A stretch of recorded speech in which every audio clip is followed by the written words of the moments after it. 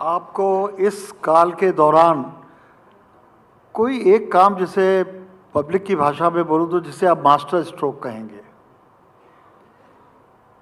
देखिए, जब कार्यकाल लंबा होता है ना, तो उपलब्धियां भी आपके साथ लंबी चौड़ी जुड़ती हैं। एक काम। जैसे कोई ये कहे कि सनातन धर्मावलंबियों से कहे कि कोई एक पर्व बताइए जो आपको अच्छा लगता है, तो बता ही नहीं पाएगा। क्यों होली गिनाए, कि दीपावली गिनाए, कि विजयादशमी गिनाए, कि रक्षाबंधन गिनाए, कि रामनवमी को गिनाए, कि कृष्ण जन्माष्टमी को गिनाए, कि छठ को गिनाए, कौन सा गिनाए? क्योंकि एक लंबा समय है, युगों युगों से ये गाथा चली आ रही है, जिसने मानवीय व्यवस्था को, जीवन जीने की पद्धति को एक नया स्वरूप दिया है, जिसे आज हम पर्व और त्योहारों के रूप में मनाते हैं।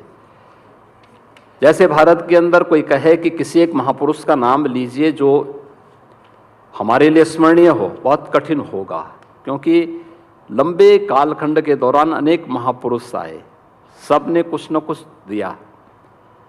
लेकिन फिर भी ये चैलेंज है मेरे लिए किसी एक घटना को गिनाना।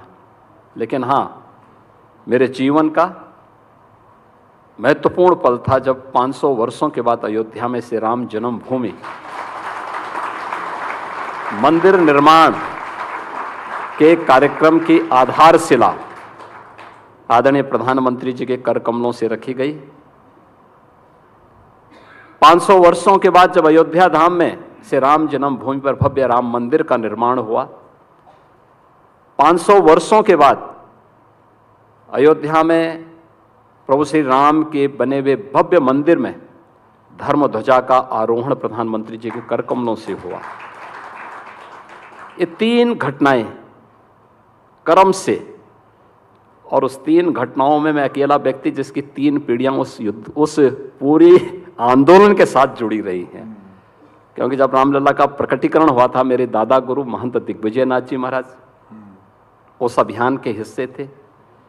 श्री राम जन्मभूमि मुक्त यज्ञ समिति के नाते मेरे पूज्य गुरुदेव महंत अवेद्यनाथ जी महाराज उस आंदोलन को लीड कर रहे थे, और मुख्यमंत्री के रूप में वो सेवा, और उस सेवा को प्रभु के चरणों में समर्पित करने का सौभाग्य मुझे प्राप्त हुआ है। तो अपनी विरासत के प्रति कृतज्ञता ज्ञापित करने, अपने देश और अपने धर्म के प्रति अपने कर्तव्यों का निर्वहन करने का एक अवसर मुझे प्राप्त हुआ।